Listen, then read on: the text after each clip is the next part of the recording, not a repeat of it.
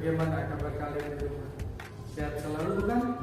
Tapi jangan lupa tetap taati protokol kesehatan 3M, mencuci tangan, memakai masker, dan menjaga jarak, menjauhi kerumunan. Pada kesempatan kali ini, saya Muhammad Farul Anwar dari SDN Subung 1 akan belajar bersama kalian pada materi kelas 2, tema 7 kebersamaan, subtema kedua kebersamaan di sekolah, pembelajaran kelima. Pada pembelajaran kali ini kita akan belajar 3 muatan mata pelajaran. Yang pertama bahasa Indonesia, yang kedua PPKN, dan yang ketiga PJOK. Nah, anak-anak, sekarang kita akan memulai pelajaran bersama kita pada tema 7, subtema kedua, pembelajaran kelima. Tapi alangkah baiknya kita berdoa terlebih dahulu. Untuk yang muslim nanti bersama Bapak, untuk yang non-muslim untuk menyesuaikan. Mari kita berdoa bersama-sama. Rabbi zidni ilman warzuqni fahman. Amin. Kebersamaan di sekolah. Sebelum memasuki materi seperti yang Bapak sampaikan, kita ada 3 muatan mata pelajaran. Yang pertama PJOK, PPKN, dan bahasa Indonesia. Tapi kita akan membahas kompetensi dasar dan tujuan pembelajaran pada hari ini. Kompetensi dasar yang akan dicapai pada mata pelajaran PJOK. Yang pertama, memahami prosedur penggunaan gerak dasar lokomotor, non-lokomotor, dan manipulatif dalam bentuk permainan dan menjaga keselamatan diri atau orang lain dalam aktivitas air. Selanjutnya, mempraktikkan penggunaan gerak dasar lokomotor, non-lokomotor, dan manipulatif dalam bentuk permainan dan menjaga keselamatan diri atau orang lain dalam aktivitas air. Pada mata pelajaran PPKN, kompetensi dasarnya menerima keberagaman karakteristik individu sebagai anugerah Tuhan Yang Maha Esa di sekolah. 2. Menampilkan kebersamaan dalam keberagaman karakteristik individu di sekolah. Yang ketiga, mengidentifikasi jenis-jenis keberagaman karakteristik individu di sekolah. Terakhir, mengelompokkan jenis-jenis keberagaman karakteristik individu di sekolah. Pada mata pelajaran bahasa Indonesia, yang pertama, menggali informasi dari dongeng binatang atau fabel tentang sikap hidup rukun dari teks lisan dan tulis dengan tujuan untuk kesenangan. Kedua, menceritakan kembali teks dongeng binatang atau fabel yang menggambarkan sikap hidup rukun yang telah dibaca secara nyaring sebagai bentuk ungkapan diri. Tujuan pembelajaran hari ini yang pertama, dengan mencermati gambar permainan pipa sumur dan isi teks serta penjelasan guru, siswa dapat memahami gerakan memutar dan menekuk. 2. Dengan mencermati gambar permainan pipa sumur dan isi teks serta penjelasan guru, siswa dapat melakukan gerakan memutar dan menekuk. 3. Dengan mencari informasi tentang kue kesukaan dan buah kesukaan, siswa dapat mengelompokkan teman berdasarkan kegemaran. Keempat, dengan mencari informasi tentang kue kesukaan dan buah kesukaan, siswa dapat membuat daftar tentang kegemaran siswa. Yang kelima, Dengan mencari informasi tentang kue kesukaan dan buah kesukaan, siswa dapat menyajikan hasil pengamatan tentang jenis-jenis keberagaman karakteristik individu di sekolah. Keenam, dengan mencermati gambar serta penjelasan guru, siswa dapat menuliskan cerita berdasarkan gambar. Terakhir, dengan membaca cerita atau dongeng, siswa dapat memahami isi dongeng. Nah, itu tadi dari kompetensi dasar dan tujuan pembelajaran yang akan kita pelajari pada hari ini. Selanjutnya, ayo mengamati. Nah, di sini sudah ada gambar. Itu Benny dan teman-temannya sedang memegang pipa berada di kolam renang. Nah, mereka sedang ngapain ya? Apa yang mereka lakukan? Permainan apa yang sedang mereka kerjakan? Ya, mereka sedang bermain pipa sumur. Pagi ini, Pak Guru mengajak Benny dan teman-temannya bermain.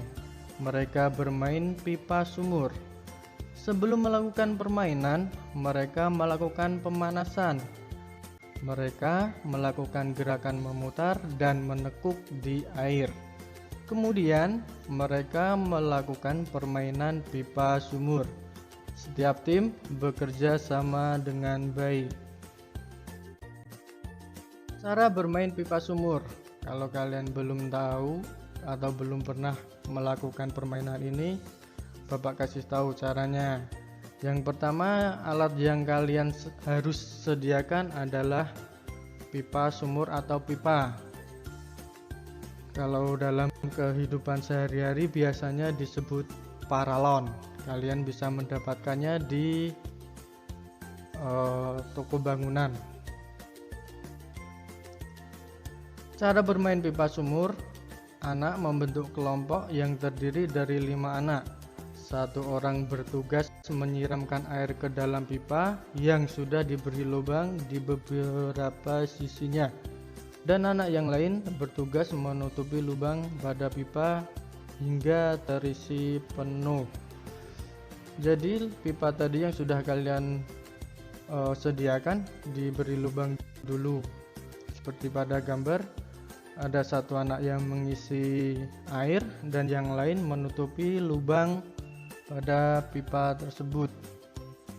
Kalian kalau tidak bisa melakukannya di kolam renang, jauh dari kolam renang, kalian bisa menggunakan ember untuk tempat kalian meletakkan pipanya sambil memegang bersama teman-teman kalian.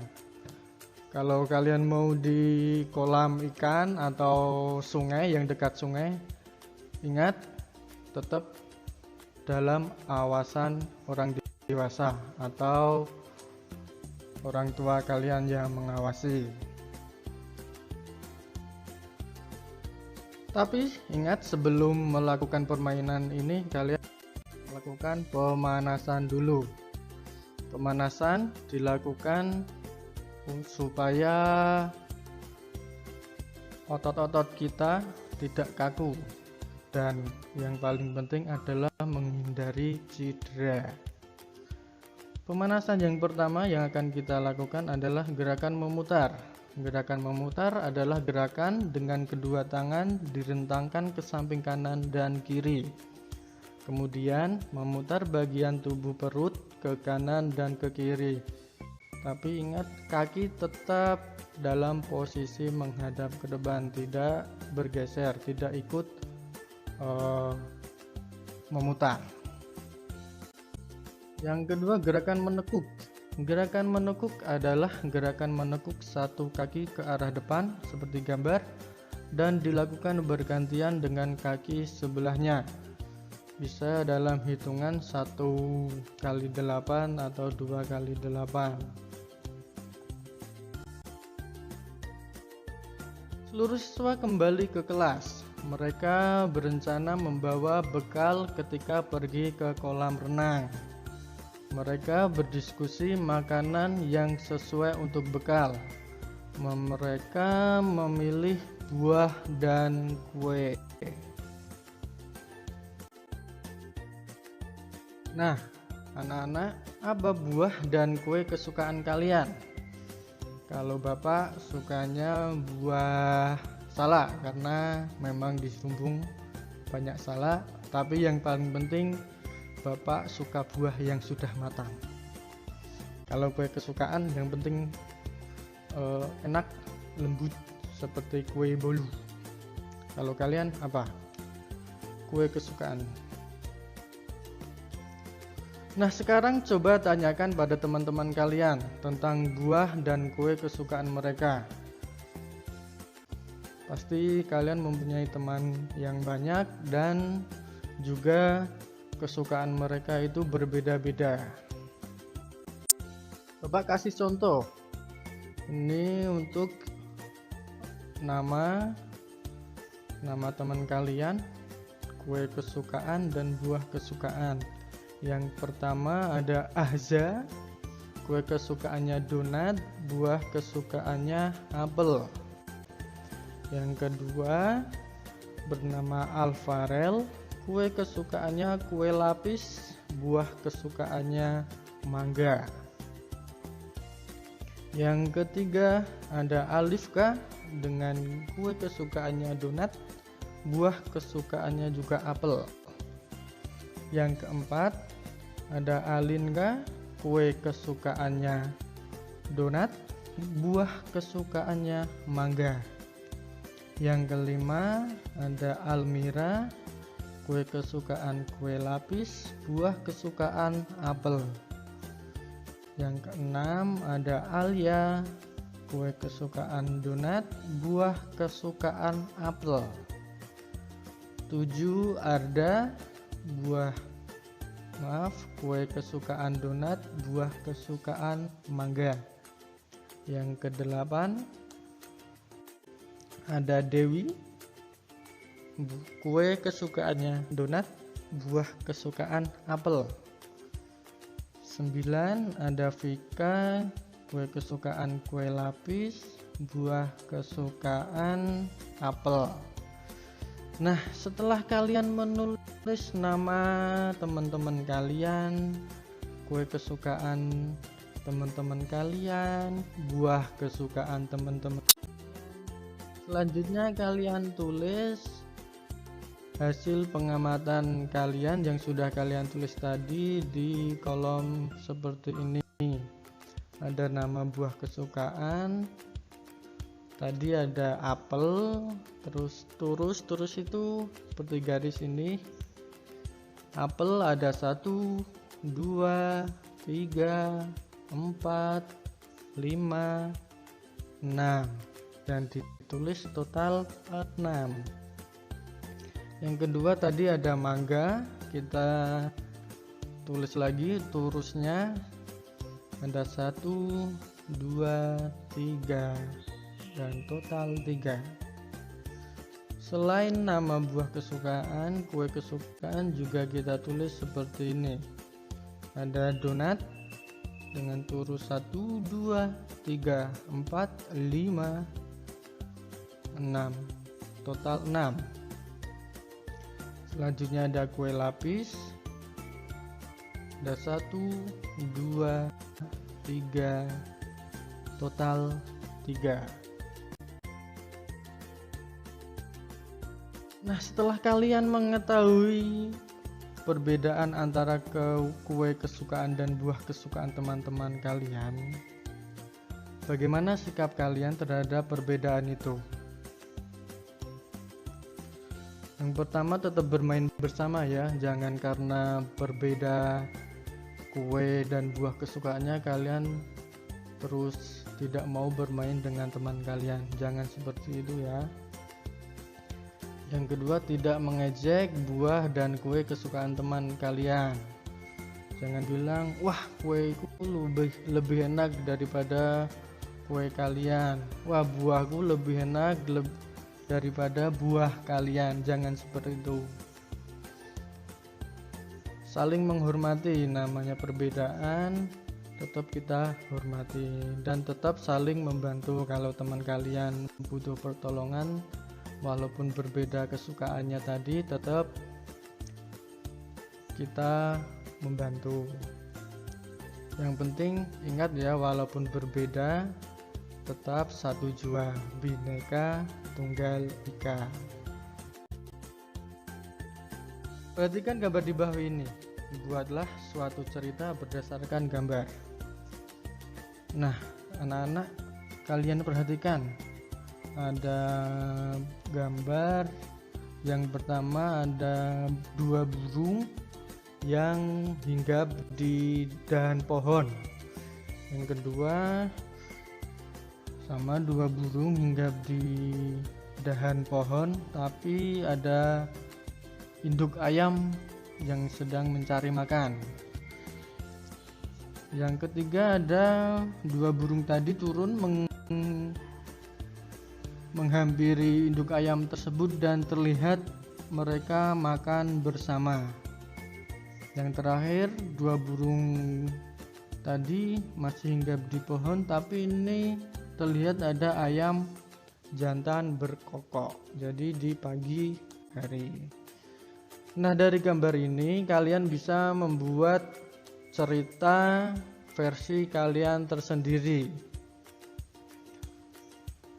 Bapak kasih contoh cerita menurut gambar yang ada. Ada dua burung yang selalu hidup bersama di sebuah pohon. Nama kedua burung itu adalah Sasha dan Misha. Sasha adalah burung yang rajin, sedangkan Misha adalah burung yang pemalas. Sasha menasihati Misha supaya bangun pagi dan mencari makan.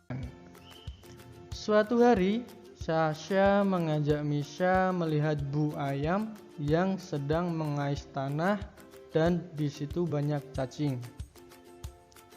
Bu ayam mengajak Sasha dan Misha untuk makan cacing bersama. Sejak saat itu, Misha berjanji akan bangun pagi dan mencari makan. Nah, itu contoh cerita dari gambar berdasarkan Bapak. Sekarang kalian bikin suatu cerita berdasarkan gambar, sama ya. Ada dua burung, ada induk ayam atau bu ayam, dan dua burung yang di pagi hari. Setelah itu, setelah jadi, kalian tulis juga siapa tokoh dalam cerita yang kalian tulis. Kalau Bapak tadi ada Sasha, Misha, dan Bu Ayam. Selanjutnya, sikap apa yang kamu temukan dalam cerita yang kamu tulis? Yang ketiga, berilah contoh perilaku yang mencerminkan persahabatan dalam cerita yang kamu tulis. Berilah contoh perilaku yang mencerminkan persahabatan dalam lingkungan sekolahmu. Nah, itu tadi materi dari Bapak. Terima kasih. Demikianlah pembelajaran kita pada tema 7, subtema 2, kebersamaan di sekolah hari ini. Semoga pembelajaran kali ini dapat membantu anak-anak sekalian belajar di rumah. Jangan lupa tetap jaga kesehatan, taati protokol kesehatan, dan tetap semangat. Saya akhiri. Assalamualaikum warahmatullahi wabarakatuh.